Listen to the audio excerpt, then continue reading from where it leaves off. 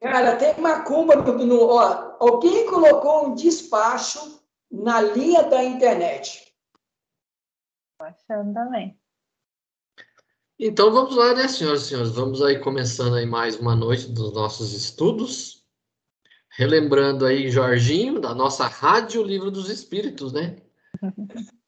Então estamos aí, né, com a nossa candidata filósofa Amanda, que além de filosofia também ela gosta de um vinhozinho. Equilibrar. Babu, nosso quinto cavaleiro do Apocalipse, está lá ainda enrolado no seu computador apocalíptico. O computador de Babu já entrou em modo apocalíptico, então ele não liga de jeito nenhum. Estou aqui em Pompeia, a cidade que o nosso decano foi viajar uma vez em sonho. A cidade que é a cidade modelo, graças a ela que nós conhecemos o modo de vida romano. Senão não conheceríamos nada sobre o urbanismo romano, graças a Pompeia, que ficou soterrada por quase 2000 anos.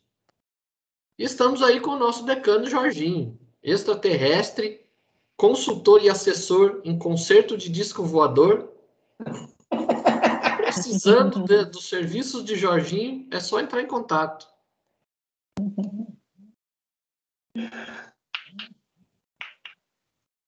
Pergunta? Vamos lá, 544, né? É isso aí. Mandinha, tá ficando craque essa Tá menina. vendo? Uma vida dessa. Orgulho, hein? Então vamos lá. Pergunta 544. Os maus espíritos poderiam suscitar-lhe planos errados com vistas à derrota? Sim, mas não tem ele o seu livre-arbítrio? Se o seu raciocínio não lhe permite distinguir uma ideia certa de uma falsa, terá de sofrer as consequências e faria melhor em obedecer do que em comandar. Ó, a gente entende que esse capítulo aqui fala da ação da defesa dos espíritos em várias situações, aqui em relação a combate, guerra, o que for. Mas, normalmente, quando ele coloca isso, ele está nos dando um crédito que a grande maioria dos encarnados, nesse momento, não tem. Porque, olha, fora Chico Xavier, vamos contar com o Divaldo Franco. Quem é hoje que pode dizer assim, que consegue distinguir uma ideia boa? Babu, tá nos enxergando, meu filho?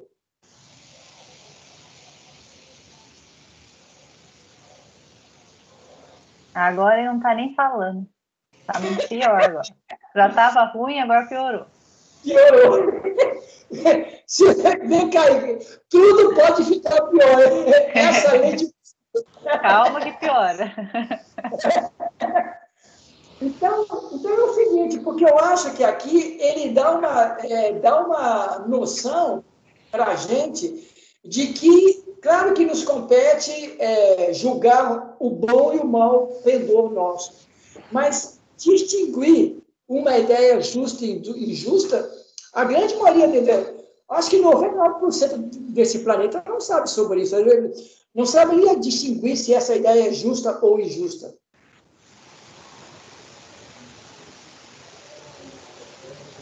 Aqui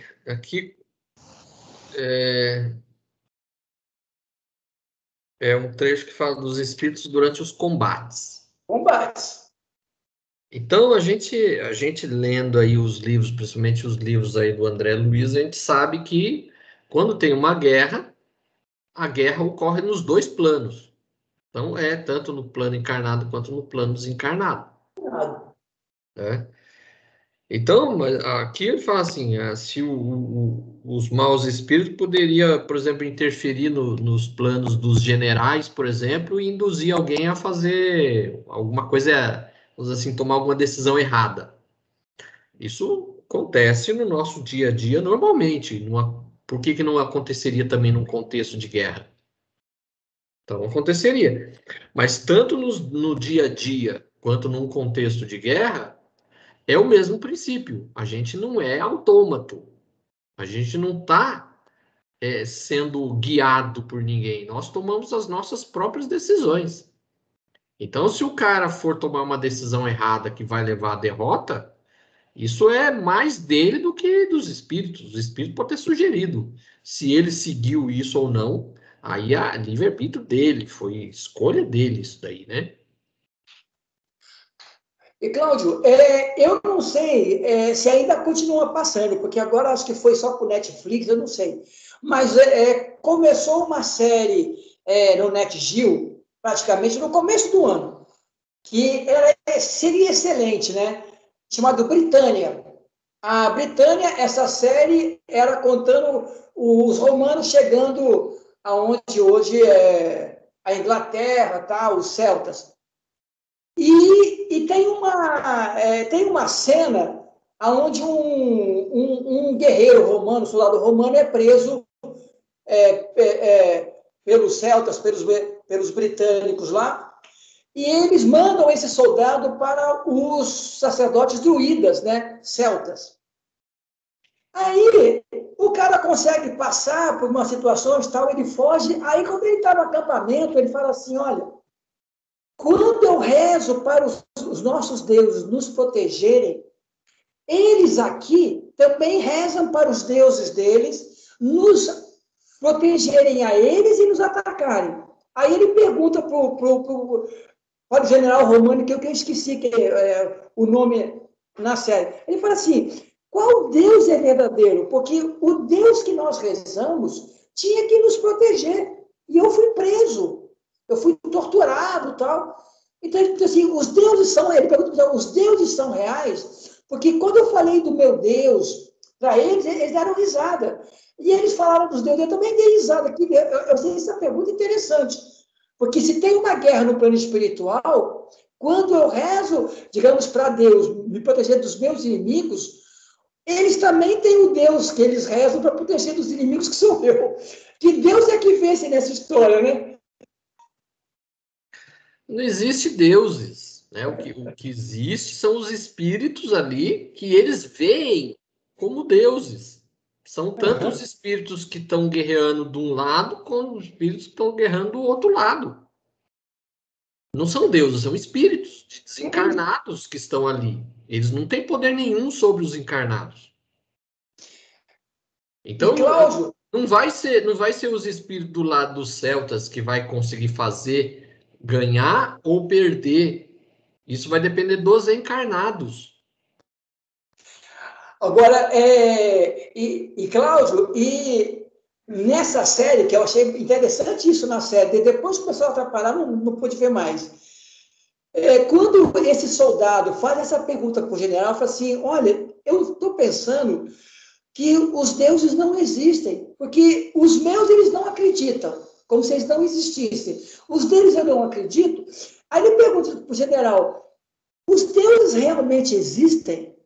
Sabe o que acontece com esse soldado? O general manda matá-lo para que ele não coloque nos outros legionários essa ideia, digamos assim, fazer o pessoal pensar sobre isso. Então, ele sobreviveu à tortura e um monte de coisa que ele passou, mas morre na mão do general romano para não passar essa ideia de explicar o seguinte, ó, que realmente os deuses não existem, né? Eu achei interessante essa dúvida do soldado, porque ele deu um pulo de pensamento quântico ali. Então, a gente sabe que essa crença nos deuses, já na época de Jesus, isso já era algo que já não era mais unanimidade. Né? Então, já havia muita dúvida se realmente os deuses existiam. Jesus chegou numa época justamente que as pessoas já estavam descrentes de qualquer tipo de coisa, né, mitológica. E é por isso mesmo que grande parte dessas pessoas foram para o cristianismo. Porque você via algo diferente no cristianismo, que era diferente do paganismo, que era diferente dos deuses, da mitologia. Então é algo comum. O que eu acho que é meio anacrônico nessa série que você está falando aí é esse tipo de discussão aí, que é o que é discutido hoje. Aham. Nessa época aí, esse tipo de discussão não existia. As pessoas que acreditavam nos deuses acreditavam, que não acreditavam, não acreditavam, e ninguém ficava brigando por causa disso. Agora, o Cláudio, algo que você colocou agora, você também colocaria essa questão em relação quando no mundo, no século XIX, chega a doutrina dos espíritos? Você acha que, digamos assim, como você falou, na época que Jesus veio trazer essa mensagem, é que já estava tendo uma derrocada da ideia de religião, ela não estava básica. No século XIX, quando começa a tomar o materialismo, que o catolicismo já começava a ser criticado bastante, a fuga, digamos assim, é um ciclo que faz que alguma coisa nova chegue e se sustente? É mais ou menos isso? Não deixa de ser. Não deixa de ser, inclusive, quase como que uma repetição. É que na época que Jesus veio, existia a descrença das religiões antigas, mas não existia um materialismo como é hoje, como foi na época de Kardec. Uhum. Mas sempre quando surge algo novo, é justamente quando as crenças antigas já estão decrépitas, né? O espiritismo ele surgiu nessa época justamente porque as condições favoreceram. Então o espiritismo podia ter chegado antes, porque aí ainda havia um poder político da Igreja Católica muito forte. Então ele chegou numa época em que o catolicismo já estava em franca decadência, né? Assim como Jesus veio na época que ele veio, justamente porque as condições já estavam propícias para as pessoas aceitarem uma nova orientação. Se Jesus tivesse vindo, por exemplo, 500 anos antes, não tinha dado certo. Tudo certo, é.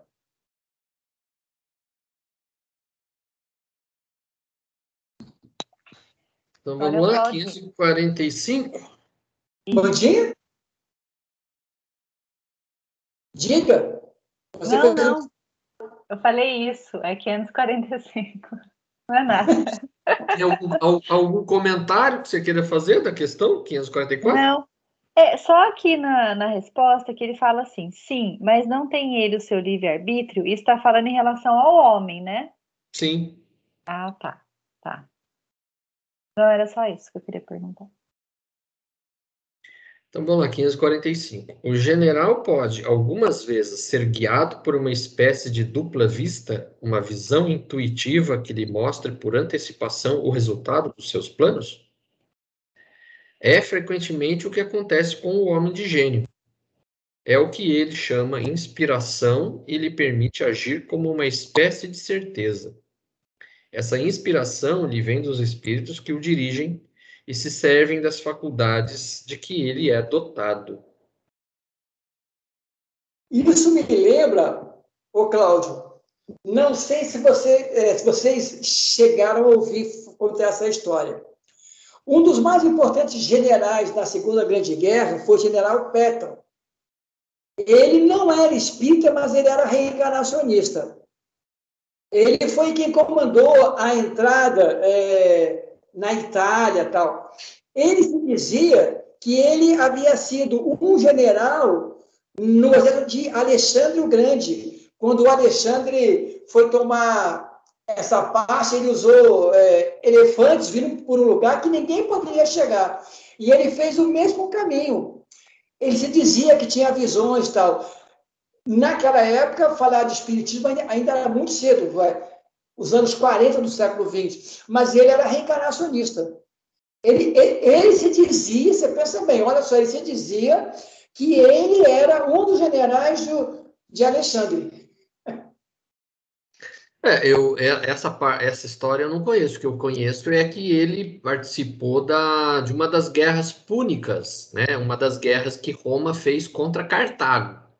Até tem um filme biográfico sobre a vida dele, que ele está lá no norte da África, e ele fala que ele já esteve aqui, apontando as ruínas da cidade de Cartago.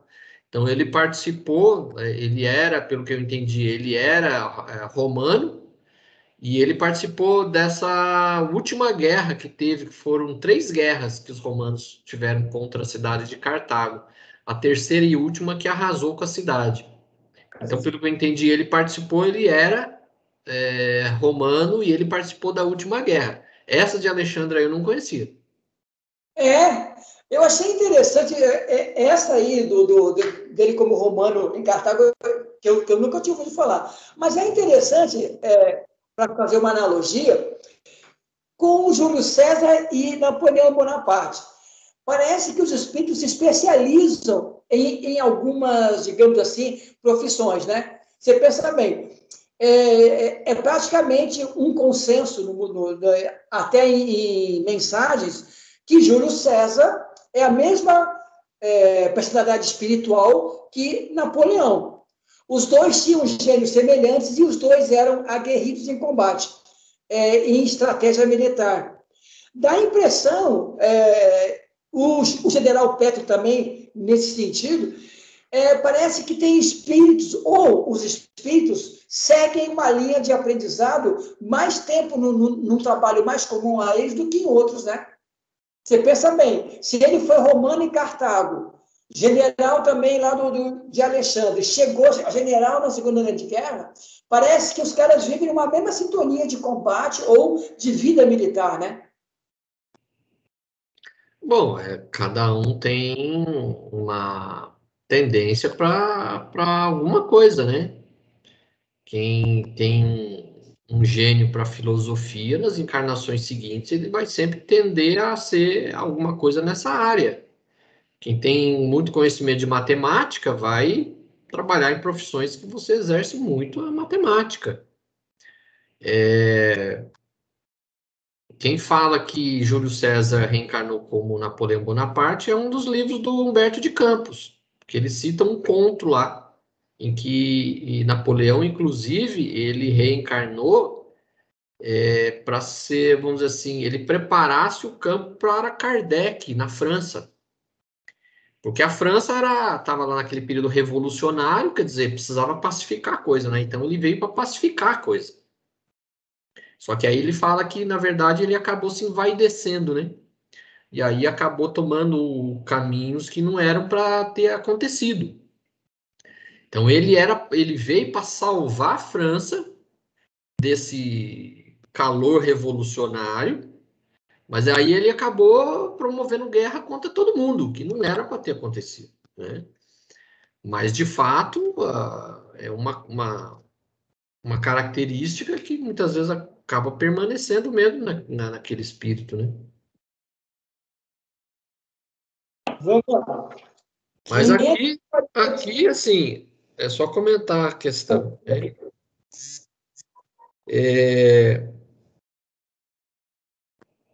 Ele fala aqui que muitas vezes ele tendo um pouco de sensibilidade, ele acaba recebendo essas intuições, né?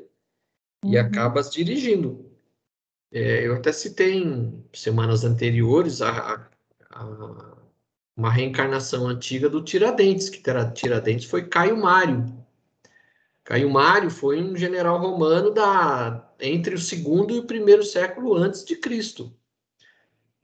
Ele, no livro, tem um livro da Mariluza que faz parte daquela trilogia lá dos Inconfidentes, né? Chama de Mário a Tiradentes. Então lá ele fala que ele tinha uma mediunidade e quando ele estava para travar uma batalha importante contra os símbrios e teutões, que eram 2 povos de origem germânica que estavam ali ameaçando invadir a Itália, ele conseguiu se desdobrar e até o local onde eles estavam acampados e ele conseguiu ver toda a disposição do exército inimigo. E em guerra, você conhecer o adversário nos seus mínimos detalhes, isso é estratégico. Sim. Então, você conseguindo saber o contingente, armamento que a pessoa tá, né, o moral da tropa inimiga, você consegue derrotá-los fácil, fácil. Que foi o que ele conseguiu fazer. E aí ele desdobrou, viu tudo e voltou. E aí ele armou o exército romano com uma estratégia conforme o que ele tinha visto, e ele conseguiu derrotar os dois exércitos, dos símbrios e dos teutões. E ele, com essa vitória que foi assim, espetacular, né, porque ninguém esperava que isso fosse acontecer, porque o temor era que eles invadissem a Itália e chegassem até Roma. E ele conseguiu uma vitória assim espetacular, porque ele tinha essa disposição de se desdobrar do corpo físico e ir até o local onde ele queria. Então, realmente algumas pessoas, às vezes esses generais de gênio mesmo, eles têm uma intuição muito forte e eles acabam realmente recebendo. É, podemos chamar até de uma mediunidade natural, né? Sim. Isso é importante, cara. 546. No tumulto do combate, o que ocorre com os espíritos que sucumbem? Ainda se interessam pela luta depois da morte? Alguns se interessam, outros se afastam. Nos combates, acontece aquilo que ocorre em todos os casos de morte violenta. No primeiro momento, o espírito está surpreso e como perturbado, e não crê estar morto, parecendo-lhe ainda tomar parte na ação. Não é senão pouco a pouco que a realidade lhe aparece. Deve ser realmente muito desgastante esse tipo de situação, porque, pensa bem, numa morte violenta, para você perceber que você está morto ou desencarnado, não há diferença, porque o espírito foi jogado fora do corpo pela morte violenta, ele está vivo, ele não sabe que morreu. E deve ser difícil também, gente, o atendimento a esse espírito, porque eu fico imaginando o tipo de vibração pesada que deve existir num combate ou numa situação de violência muito grande. Quer dizer, não é que cerceia a ação de espíritos bons que podem atuar, porque o espírito superior pode estar em qualquer lugar, mas prejudica o atendimento naquele momento, porque o cara está envolvido por uma situação, ele nem vai perceber que está sendo atendido, que os espíritos vieram buscá-lo e tal. E ele deve sair correndo em função de ou continuar guerreando, pegando uma espada imaginária dele na mão e se envolvendo em combate também.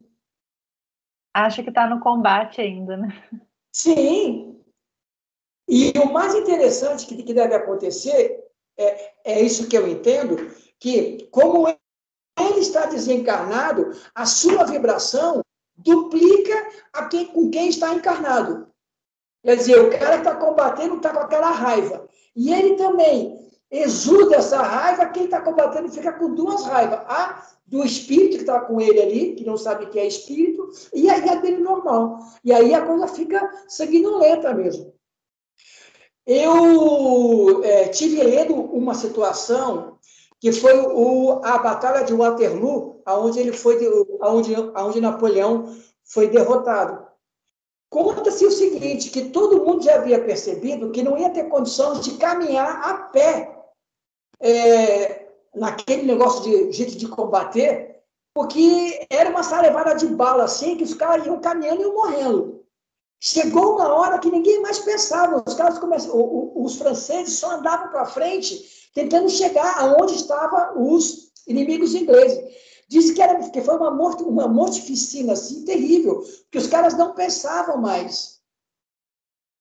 Deve ter sido isso. O cara cai, toma de maneira violenta, não pensa, aumenta aquele psiquismo, os caras passam como encarnados, como diz aqui a pergunta, né? Se a pessoa pode pensar nisso. Eu nem imagino como deva ter sido que é um combate como aquele. Como o espírito não morre, a pessoa na hora, de repente, ó, se levanta, se vê vivo, para ele não morreu. Ele continua até, de repente, ele perceber que ele não está mais matando ninguém. E os tiros também não matam mais ele. Aí ele cai em si, já morreu. Eu lembro de ter lido um livro agora, não lembro aonde, que livro que foi, que eles foram, isso coisa assim de algumas décadas atrás, eles foram socorrer um soldado que ainda acreditava que estava acontecendo guerra no Paraguai. Era um soldado brasileiro que ainda achava que a guerra do Paraguai ainda estava acontecendo. O cara estava ali, o cara já estava morto mais de um século e ele ainda estava vivo e acreditava que a guerra ainda estava acontecendo. Então, às vezes, pode acontecer isso mesmo.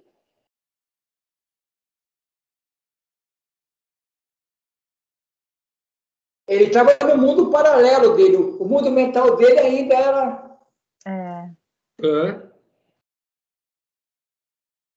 Pergunta 547. Os espíritos que se combatiam quando vivos, uma vez mortos, se reconhecem como inimigos e continuam ainda excitados uns contra os outros? Nesses momentos, o espírito jamais se mostra calmo. No primeiro instante, ele ainda pode odiar ao seu inimigo e mesmo o perseguir, mas, quando as ideias se lhe acalmarem, verá que a sua animosidade não tem mais razão de ser. Não obstante, poderá ainda conservar resquícios maiores ou menores, de acordo com o seu caráter.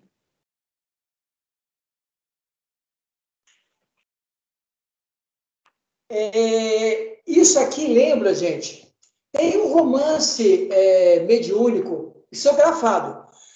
O espírito é Fenelon. Eu esqueci quem é o médium. O livro chama-se Nódoas da Honra. É um romance que se passa no meio da Primeira Guerra Mundial, né? 1916 e tal.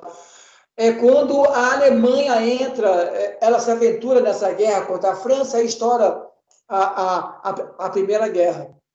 Então, ele conta exatamente isso. A história é de um tenente alemão, né, um rapaz jovem, o livro chama-se Notas da Honra e o espírito é o Fenelon, que ele está naquelas trincheiras, né, que foram famosas pela Primeira Guerra, e todos os soldados, né, indo para matar os feridos. Mas ele ia dar uma pressão sobre ele que ele dá uma ordem dessa, sem prisão e sem feridos. E ele fica com uma culpa muito grande e tal, né? Tanto é que ele tem que dar um exemplo. Ele atira numa dessas trincheiras num jovem soldado francês que estava só ferido, mas o rapazinho era tipo quase uma criança. E todo mundo olhando para ele, é o seguinte, se ele matar esse rapaz, então tá certo, ele tem que dar o exemplo. E aí o que acontece? Ele faz esse exemplo, tal, ele desencarna e vai para o plano espiritual. Ele é atendido no hospital, passa-se uma história, ele está lá no plano espiritual, e a enfermeira vem buscar ele assim, e fala assim, ó, agora você tem que conversar com uma pessoa. Ele pensou que fosse visita da mãe dele e tal, né? Quando ele chega no hall do hospital, onde também está sendo atendido, soldados também franceses, né? Russos, todos que combateram naquela situação. E aquele jovem que ele tem que conversar, aí ele reconheceu, era o jovem que ele havia matado na trincheira de maneira assassina. Aí ele fala assim, poxa, mas como é que ele está aqui? Ele falou assim, tudo que é coletivo, todos respondem, mas essa é uma questão sua que você vai ter que resolver, porque você podia ter escolhido de uma outra maneira. Então, essa é a sua responsabilidade. Então, ele fica sem graça diante de um jovem, né? Aí tem uma conversa muito bonita, mas vale ler esse romance. O médio é Dário ou Dércio, eu não sei, mas o livro é Nódoas da Honra e o Espírito Efêmero. Um romance muito legal.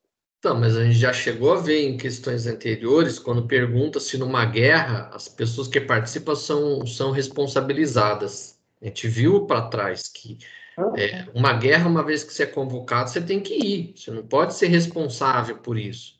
Mas você é responsável por aquilo que você comete de excessos.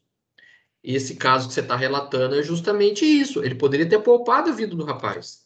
Então, nesse caso, ele é responsável, porque ele poderia ter poupado e não quis fazer isso.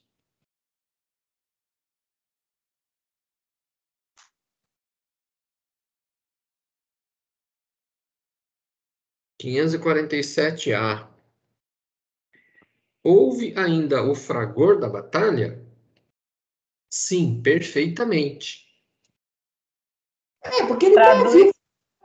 Traduz para mim essa palavra. Dicionário. Então, mas se o espírito ele continua escutando o barulho das bombas, as pessoas gritando e tudo mais, ele continua normalmente como se estivesse vivo ou encarnado, né? Vivo ele. Encarnado. 548. O espírito que assiste de sangue frio a um combate como espectador testemunha a separação da alma e do corpo e como esse fenômeno se apresenta a ele. Há poucas mortes instantâneas. Na maioria das vezes, o espírito cujo corpo venha a ser mortalmente ferido não tem consciência sobre o momento. Quando ele começa a se reconhecer, é então que se pode distinguir o espírito que se move ao lado do cadáver. Isso parece tão natural que a visão do corpo morto não produz nenhum efeito desagradável. Toda a vida, estando transportada no espírito, só ele atrai atenção, e é com ele que se conversa ou a ele que se dirige. A resposta aqui é um pouco diferente da pergunta, porque a pergunta é essa: se eu sou espírito, estou assistindo a um combate, na hora da morte, se eu for um espírito já mais elaborado, eu vou assistir a separação na hora do desencarne e da saída da alma. Agora, o que ele está dizendo aqui é o seguinte, que quando o espírito sai do corpo, ele não percebe a sua morte, porque a consciência é ele, entendeu? Então, ele está vivo aqui, o corpo para si não representa nada. Porque, na verdade, quem tem a consciência é o espírito. Mas a pergunta, a resposta, na verdade, não é bem isso. Porque a pergunta é se eu estou assistindo um combate.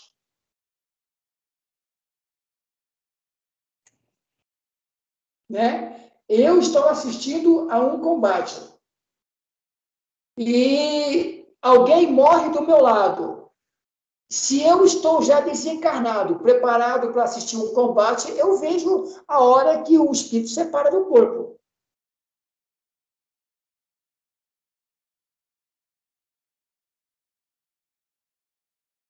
Que fala aqui que é muito natural, né? Que não produz nenhum efeito desagradável. Porque tanto o Claudio, eu não sei como é que está na sua tradução, porque a tradução que eu li aqui é da ID, né? Mas na tradução do Evandro Noleto, está assim, ó, a pergunta: o espírito que assiste calmamente a um combate, como espectador, testemunha a separação da alma e do corpo? E a resposta está da mesma maneira. Mas as duas perguntas não falam do seguinte, da resposta. Como é que está a tua pergunta aí, Amandinha? Tá falando assim, o espírito que assiste friamente a um combate como espectador testemunha a separação entre a alma e o corpo e como esse fenômeno se apresenta a ele. Sim, Acho que só tá diferente o friamente ali do calmamente, né, que você leu, né? Mas aí, se você ler a resposta, ela não está respondendo a pergunta, porque se ele está assistindo como espectador, ele está fora da situação. Ele vai enxergar, na hora da morte, a separação da alma do combatente ferido. Como é que está a tua tradução aí, Claudinho? Aliás, o senhor, como sempre, o senhor quer reescrever o livro dos Espíritos, né? Pareceu que respondeu a pergunta, né? Não, porque aqui é o seguinte, ó. Se até a Amanda percebeu que está respondendo a pergunta, o senhor está dando aí de... Não, mas aí é que tá. Olha como é que está a resposta aqui, já mais no meio. Ó. Quando ele começa a se reconhecer, quer dizer, é o cara que está morto. O espírito aqui que está assistindo não está na resposta. Então, veja bem, ele está colocando duas pessoas aqui. Um espírito que já está desencarnado e um que acabou de morrer. Sim. O que ele está colocando ele aqui... é espectador. O que ele está colocando aqui é muitas vezes o espírito que está de espectador, ele próprio não entendeu que ele ainda, né, não está mais na carne. O que ele está colocando aqui é que muitas vezes o espírito que está de espectador, ele ainda se acha encarnado. Então ele não percebe que o outro morreu e ele não percebe o desenlace. Ele não enxerga o desenlace. Só quando ele cai em si, que é isso que ele está colocando aqui, só quando ele cai em si e percebe que ele já está morto, é que aí ele vai prestar atenção que o outro também desencarnou. Aí ele vai ver o outro espírito. É isso que ele está colocando aqui. Mas aí é que está, Cláudio. Olha só, na minha tradução do Evandro aqui, olha como é que ele escreve a tradução na pergunta. Olha bem. O espírito ou espírito que assiste calmamente a um combate como espectador, quer dizer, ele já é espírito, testemunha a separação da alma e do corpo, como esse fenômeno se apresenta a ele. Ou seja, a esse espírito que assiste calmamente a um combate. E a resposta é que no combate poucas mortes são instantâneas, o espírito cujo corpo venha a ser mortalmente ferido, normalmente não tem que ter sobre o momento. Mas a pergunta tem que estar falando do espírito que assiste calmamente a um combate. Então, porque aqui ele está colocando também que o cara que morreu, né? Aqui ele está colocando assim, há poucas mortes instantâneas, ou seja, não é no ato que ele desliga do corpo. Esse é um processo que às vezes demora. Então, muitas vezes, esse que morreu, ele demora um tempo para ele perceber que está desencarnado. Ele ainda se acha encarnado e muitas vezes fica ali ligado ao corpo físico. Sim, ele não sabe. É o que ele está colocando aqui. Eu vou ler aqui uma tradução, daquele que o Babu usa, que é o da Petit. Aqui ele coloca assim: o espírito que assiste com sangue frio a um combate como espectador testemunha a separação da alma e do corpo. Como este fenômeno se apresenta a ele? Aí coloca assim: há poucas mortes instantâneas. Quase sempre o espírito cujo corpo venha a ser mortalmente ferido não tem consciência disso no momento. Ou seja, o cara que está ali prestes a desencarnar, ele não percebe essa transição entre encarnado e desencarne. Beleza, o texto aqui está ok. Quando começa a reconhecer sua condição, é que pode distinguir o espírito a mover-se ao lado do cadáver. Ou seja, quando ele começa a cair em si que ele morreu, é que aí ele começa a se mover e perceber que o corpo físico dele está imóvel. Então, se eu estou me mexendo e eu estou me vendo ali, tem alguma coisa errada. Legal. Alguma coisa errada não está certa nisso. Uma coisa está fora do lugar. Nesse momento, se você perceber, não se falou ainda do espírito que está assistindo, porque a pergunta é o espírito que já é desencarnado e que está assistindo a um combate. Mas vai falar agora aqui, ó. Foi totalmente ferido e começou a sair do corpo. Então, agora ele fala assim, lá, Claudinho. Isso parece tão natural que a visão do corpo morto não lhe causa nenhum efeito desagradável. Como a essência da vida está toda concentrada no espírito, ele só atrai a atenção. É com ele que conversa ou a ele que se dirige. Então, aqui o que ele coloca assim: quando ele percebe que ele morreu, aí ele percebe o outro espírito. Mas quem? Aí os dois vão. Beleza, mas aí é que está, Claudinho. Quem faz isso é o espírito que foi mortalmente ferido e agora, ou o cara que está assistindo? Porque a pergunta é o espírito que está assistindo a um combate.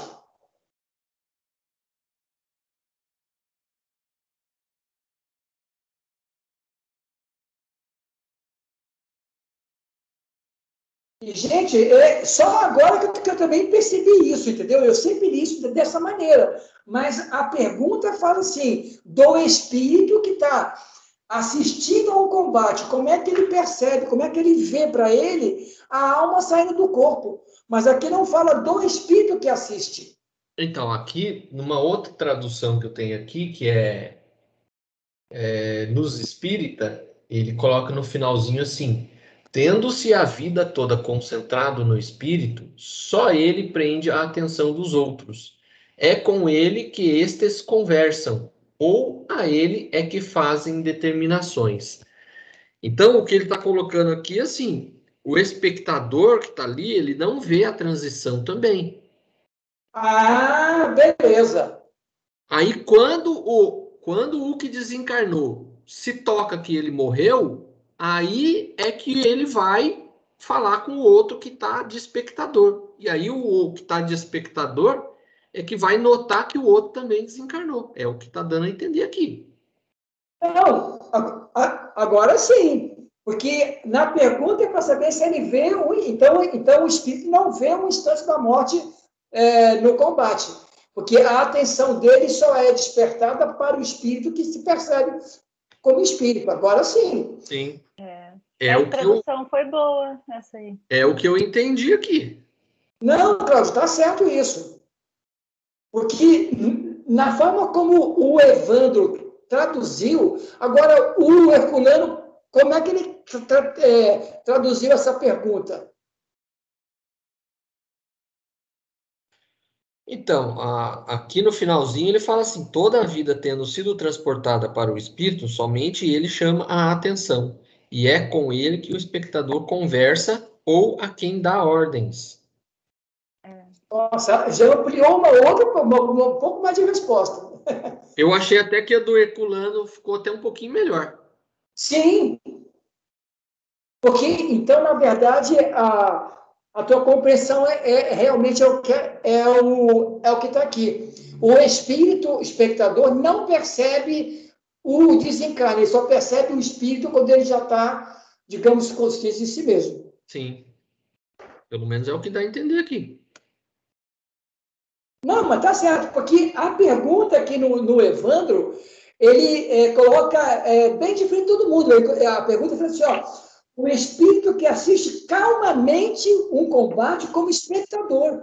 Então, ele já demonstra que o espírito sabe que está morto, ele está vendo o combate ali como... Vamos ver como é que funciona isso, entendeu?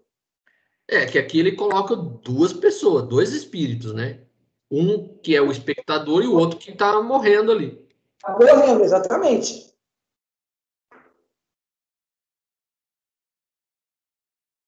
Agora é o senhor. Agora sou eu, não é? É a Amandinha. Foi eu.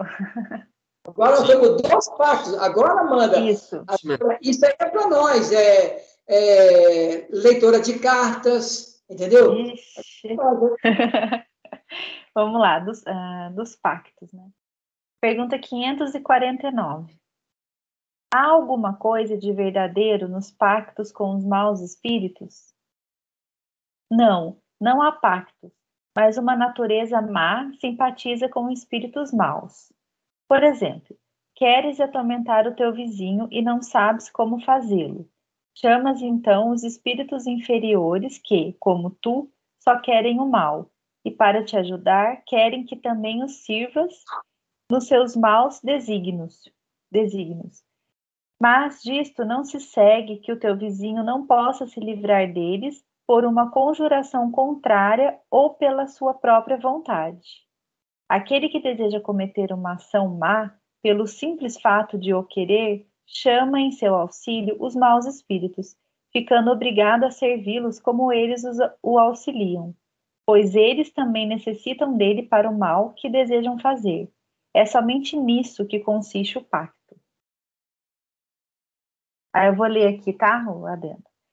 A dependência em que o homem se encontra algumas vezes dos espíritos inferiores provém da sua entrega aos maus pensamentos que eles lhe sugerem, e não de qualquer espécie de estipulações feitas entre eles. O pacto, no sentido comum atribuído a essa palavra, é uma alegoria que figura uma natureza má simpatizando com espíritos malfacejos. Então, não tem pacto.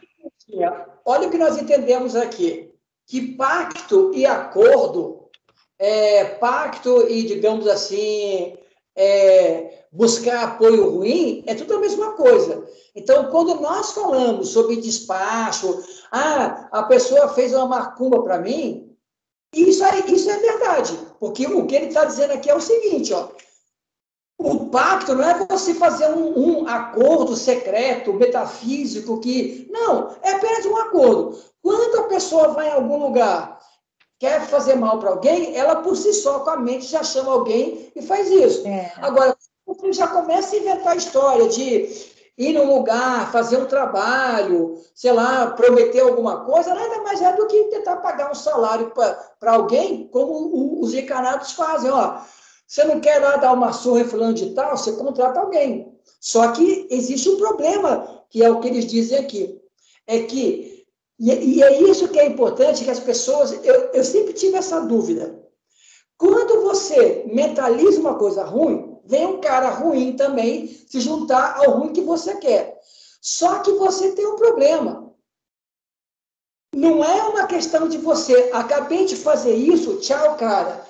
Você fica ligado ao mal, porque tanto ele precisa de você para fazer o mal, como você chamou ele para fazer o mal. Quer dizer, você não se livra do espírito ruim ou desequilibrado, achando que o cara te fez um serviço, que você fez um despacho, ou foi rezar, agora acabou, né?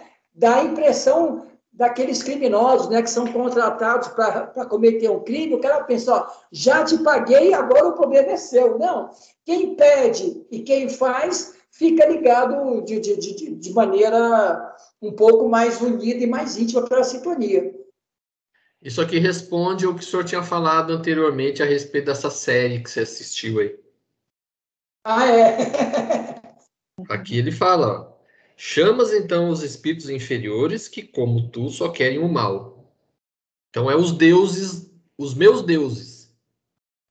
Os meus deuses, E para te ajudar, querem também os sirvas nos seus maus desígnios. Mas disto não se segue que o teu vizinho não possa se livrar deles por uma conjuração contrária. Ou seja, os meus deuses podem ser melhor que os seus deuses aí. Ou seja, se eu sou uma pessoa boa, eu estou com bons espíritos. E aí, se os meus deuses, leia-se, os espíritos que me acompanham, tiver um pouquinho mais de poder que os seus vão se lascar e o meu vai se dar bem. Se lascar, gostei. Então, é isso. Na verdade, o que os povos antigos acreditavam era nesses espíritos. Então, não tem como. Eu posso fazer alguma coisa contra alguém, só que esse alguém, se ele tiver blindado, ele não, qualquer coisa que eu faça não vai chegar até ele. Né? Tem até um conto que É uma mensagem do Chico Xavier, né, que eu já cheguei a ver nas redes sociais, que eu também não sei se é verdade, mas pelo menos o conteúdo me parece ser legítimo. Então lá fala, a pessoa chega pro Chico assim e pergunta: ô Chico, macumba pega? Aí o Chico fala assim: minha filha, se você pega uma pedra, você vê um muro que tem um buraco desse tamanho, você joga a pedra no buraco, o que vai acontecer? Não vai passar a pedra? A gente é a mesma coisa. Se a gente tiver um muro vibratório firme, nada pega em nós. Qualquer um pode jogar pedra, que a pedra vai rebater e vai te atingir. Agora, se você tem buracos no seu muro vibratório, você é atingido. Então é isso. Por isso que você faz macumba para uma pessoa, para umas pega, para outras não pega. Por isso, Amandinha, nós aqui, a gente só faz boa cumba. Isso. Não faz má, a gente só faz boa cumba.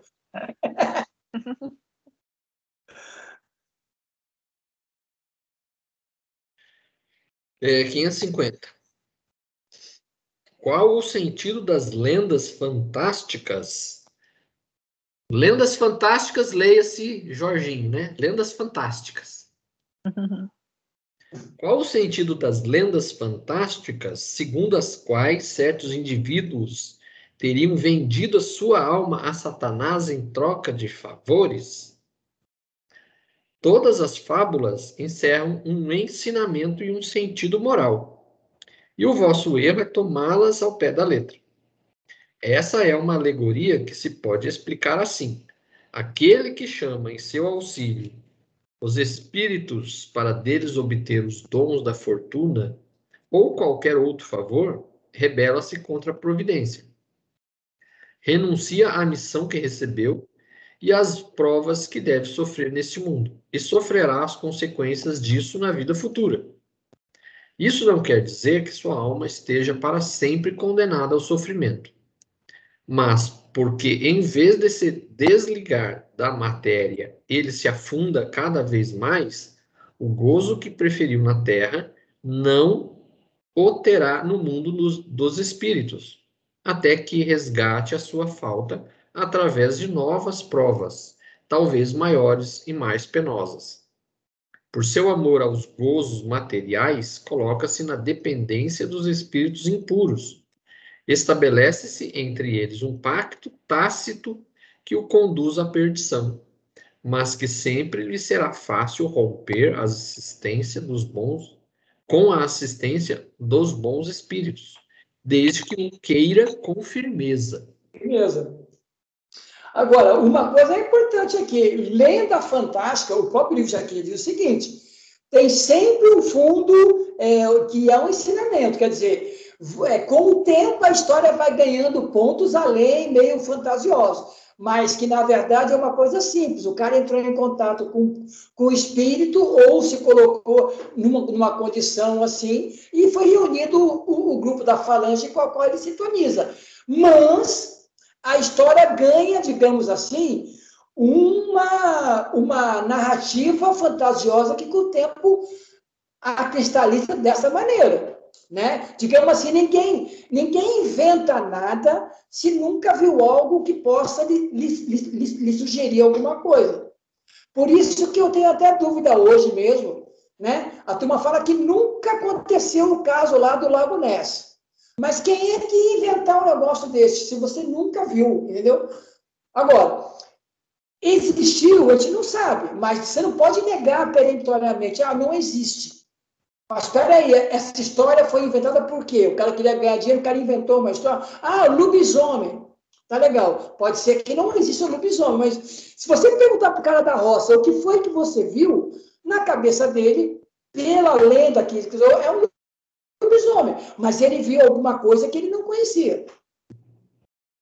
Compete ao pesquisador tirar todo o pó de cima para encontrar. Olha, cara, o que você viu, na verdade, foi um animal estranho. Aí, beleza. Então, a pessoa pode ter mediunidade e ter visto algum espírito deformado. Boa colocação, beleza. né? As lendas, aqui, lendas pode ter origem em alguma coisa dessa natureza. Aí pode realmente, vamos dizer assim, essa narrativa fantasiosa acabou ganhando ali coberturas ali que a mente humana é fértil, né, em criar coisas. Agora, do Lago Ness pode ter sido um golpe de marketing. Eu ainda estou na dúvida. Até hoje eu acho que viram alguma coisa, sabe Deus o que é, mas lá como diz o nosso amigo, aquele príncipe de Hamlet, né? Há entre o céu e a terra maiores distâncias do que supõe a nossa vã filosofia, entendeu? Eu lendo essa pergunta 550, lembrei da Xuxa, que na minha época falava que ela tinha feito um pacto com o diabo em troca de favor, que nossa, falava muito que as músicas dela, se você fosse ver as letras de trás para frente, significava. E por vários anos eu acreditei nisso. Coitada, deixa a Xuxa, né, em paz. Mas falava, na minha época, falava muito isso. Isso chama-se fake news, né? Naquela época não tinha dos anos 80. Pois é. Falava isso também daquele outro cantor lá também que parecia um mendigo. Como é que chamava ele mesmo? O cara tinha uma barba, quando os óculos tinha uma barba. Como é que era o nome dele mesmo? Raul Seixas. Raul Seixas. Dizia que se colocasse no toca-disco assim, ao contrário, né? Tocando a música ao contrário, falava sobre o diabo. Falei, Isso, da Xuxa a mesma coisa. Cada coisa, quer dizer, não tem criatividade nenhuma para mudar a coisa, né? Então, são pessoas que querem denegrir a imagem do outro, aí fica essas coisas. Sim. Mas o Raul Seixas, ele é amigo lá daquele mago lá, eles se aventuraram bastante nessas histórias, assim, de fazer cultos meio estranhos, né? Os dois eram meio, assim, fora de área também, né? Mago, para mim, ele é um farsante. O Paulo Coelho, entendeu? Paulo Coelho é um farsante. Ele é bom em criar historinha e vender livro, só isso. E nisso ele mesmo. Ficou milionário. Milionário. Poder oculto, talismãs e feiticeiro. É o nosso caso também, Amandinha. Nós gostamos de comprar essas coisinhas, mandar, como é que chama? Benze a fitinha no Santo Bonfim para dar sorte. Né? Isso mesmo. Só voltando um pouquinho aqui ainda na pergunta, aqui acho que é só para a gente deixar claro que, na verdade, esse negócio de vender a alma a Satanás não existe, né? Então você se alia, você se liga a grupo de espíritos que muitas vezes são espíritos que querem fazer o mal, mas não existe, né, aquela figura do Satanás, é uma coisa realmente alegórica. Agora, essa pergunta aqui, a 551, ela é uma pergunta sem vergonha, na verdade, mas muito interessante. Olha só. 551. Pode um homem mau, com a ajuda de um mau espírito que lhe é devotado, fazer mal ao seu próximo? Não. Deus não permitiria. Quem lê essa pergunta, essa resposta, e lê a anterior, fala assim, aqui há uma contradição. Porque se você faz um acordo, se une mentalmente, se sintoniza com um grupo de espíritos ainda evoluídos para querer atrapalhar alguém, e o vizinho que tem que ter uma proteção, como é que ele pode dizer que Deus não permite que um homem com uma tendência, uma sintonia desequilibrada, com a ajuda de um espírito também desequilibrado, que sintonizado, não pode fazer mal ao seu próximo? Aí é que está. A minha compreensão aqui é essa. Porque não existe um mau espírito. Porque o mau espírito é Satanás. Ou seja, não existe um espírito mau que une-se a você para fazer mal. Você sintoniza com espíritos inferiores que se ligam ao desequilíbrio. Mas um espírito mau, tipo Satanás, porque Deus não permite esse tipo de coisa. Porque não existe um espírito mau, devotado ao mal. É que existem espíritos ainda em desequilíbrio moral, que você sintoniza a todo momento aí, quando a sua vibração cai. E Deus permite que aconteça isso, porque Deus não, digamos assim, ele não veta que você se una, porque na resposta anterior ele já explicou. Se você se une a esses espíritos, na sua encarnação que vem, você vai estar ligado ainda, você vai ter que lutar muito para se libertar do jugo dele. E aí, gente, o que é que vocês dizem disso?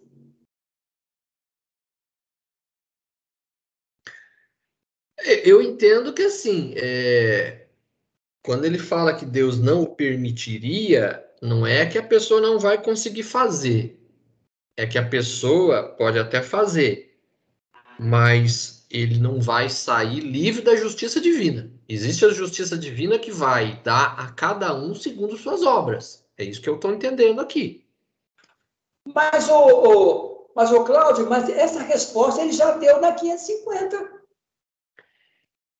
Essa resposta já deu na 550? Aqui, ó, quer ver? Ó? Mas porque, em lugar de se libertar da matéria, ele nela se enxafurda mais e mais, aquilo que gozou sobre a terra não fluirá no mundo dos espíritos, até que tenha resgatado em novas provas, talvez maiores e mais penosas. Por seu amor aos prazeres materiais que se coloca na dependência dos espíritos impuros, há entre esses e ele um pacto tácito que conduz à perdição. Quer dizer, Deus não permite e também não autoriza, mas essa união de sintonia é um caso natural. Então, aqui, não, Deus não permitiria o quê? Que um espírito ruim, que não gosta, que é ligado a mim e não gosta do Cláudio, não pode fazer mal para o Cláudio? É que talvez nós tenhamos que entender aqui o seguinte, que na verdade nenhum mal nos atinge, a gente deixa ser atingido pelo mal. Sim, Cláudio, boa colocação. E toda vez que nós fizermos alguma coisa de errado para os outros, nós estamos fazendo, na verdade, para nós mesmos. Então, o mal feito aos outros, não é sempre o que diz que tudo que nós plantamos, nós colhemos, o mal que nós fazemos aos outros, nós vamos receber de volta. Então, na verdade, nós estamos fazendo mal não aos outros, nós estamos fazendo mal a nós mesmos. Aqui, realmente, a questão ela é difícil de entender. Não é qualquer um que pegar isso aqui vai conseguir entender, que ficaria um negócio estranho mesmo. Deus não o permitiria. Então, pô, mas como assim Deus não o permitiria se a gente está vendo o mal acontecer o tempo inteiro, todo dia, 24 horas por dia, 365 dias por ano? Que resposta esdrúxula é essa? Porque Deus não o permitiria. Mas tô vendo aí, segunda-feira aqui não teve o povo quebrando o carro dos outros, aí tocando fogo no carro dos outros? Sim. Quer dizer, com certeza, naquela situação que você viu só materialmente, devia ter espíritos ali também na maior arruaça com esse povo de sintonia ali. Né? Mas será, Claudinho, que aqui é uma resposta, está dizendo que Deus, não é de Deus que vem o mal? Ou seja, Deus não permitiria, não permite o mal? Quer dizer, não é ele que diz sim ou não para o mal? Será que não é isso? Eu entendo que, assim, essa questão que ele está colocando aqui, Deus não o permitiria, é que, primeiro, ninguém sai impune daquilo que a gente faz de errado para os outros. Então, se eu fizer alguma coisa errada para alguém, eu vou colher, eu vou receber de volta, eu vou ter que resgatar, eu vou ter que fazer qualquer coisa para resgatar esse erro cometido. Segundo, que qualquer mal que nos façam, na verdade, não está fazendo mal para nós. Ele está fazendo mal para ele mesmo. Sim. Então, o mal não existe. Deus não o permitiria porque o mal não existe. Não existe. Que tanto é que você fala aqui que o Satanás também não existe, entendeu? Não existe um pacto para vender alma a Satanás, porque Satanás não existe. Como, se eu não me engano, acho que Santo Agostinho que dizia, não é não é que o mal existe, na verdade é a ausência do bem. Exatamente. É nesse sentido que eu estou colocando, é um sentido mais filosófico, é um sentido mais filosófico do que prático. Porque na prática, muita coisa que acontece no nosso dia a dia, a gente interpreta como algo de mal. Né? Então fica estranha essa resposta, que Deus não permitiria o mal, que alguém nos fizesse mal, se a gente está vendo todo dia aí os outros fazendo mal para os outros. Então, pelo que eu entendo aqui, assim, o mal, na prática, o mal não existe. É os nossos olhos é que te vê algo de mal. O mal, na prática, não existe. Não. Mas essa pergunta aqui, é como você falou, poucas pessoas iriam perceber uma incoerência, porque na 550 ele já respondeu tudo que foi perguntado aqui. Aqui, realmente, digamos assim, talvez fosse um outro assunto e foi colocada, mas ele, como na resposta anterior e também na 549, né, não há pactos, mas uma natureza má simpatizando com os maus espíritos, na 549. E aqui ele pergunta, pode um homem mau, com a ajuda de um mau espírito? Quer dizer, não. Se na pergunta ele fala assim, não há pacto, mas há uma natureza má simpática com maus espíritos. Então, na verdade, um espírito mau simpatizado com o meu pode buscar fazer mal a alguém. Então, eu fiquei pensando aqui, fala assim, o homem mau com auxílio de um mau espírito que lhe for devotado. Ah, tá, que for devotado. Esse devotado é o espírito que ele se ligou ali no momento, né? Não o espírito que foi para acompanhar ele, né? Vamos dizer assim. Porque tanto é, Mandinha, que tanto na pergunta 549, ele já responde isso. Ó. Não há pactos, mas uma natureza má simpatizando com maus espíritos. Por exemplo, queres atormentar teu vizinho e não sabes como fazer, então chama para ti os espíritos inferiores que, como tu, não querem senão o mal. Aí ele faz na 550. Mas aqui ele responde que Deus não permite isso. Então, na versão aqui que o Babu usa, por exemplo, da Petit, a resposta diz assim: não, a lei de Deus não o permite. Eu, inclusive, baixei a versão em francês do Livro dos Espíritos, e na versão em francês, ele está idêntico ao que está na nossa tradução aqui, tanto a minha como a da Amanda e a sua, Jorge. Mas essa resposta que fala a lei de Deus não o permite, ela esclarece um pouco a gente. Não existe uma lei realmente que permita o mal. Ah, sim, agora tá mais. Eu acho que ficou até mais claro nessa resposta, embora não esteja literalmente igual à tradução em francês. Eu acho que fica mais claro para a gente que o que ele está colocando nessa questão é que não existe uma lei divina permitindo que as pessoas façam o mal. As pessoas fazem o mal porque querem, é livre-arbítrio de cada um. E por isso mesmo vão responder por esse mal feito. Correto. Pelas leis divinas, você vai colher o que você plantou. Mas não existe na lei nenhuma lei divina dizendo, olha, você pode fazer o mal. Eu acho que isso dá... Agora, beleza. Agora ficou melhor. Quer dizer, vamos dar um crédito para a tradução do Babu. Mas, Amandinha, é verdade. Poucas pessoas percebem, não é a incoerência do texto, porque Kardec se preocupou em ver isso. Mas talvez esses textos vieram com outros questionamentos e caíram nisso.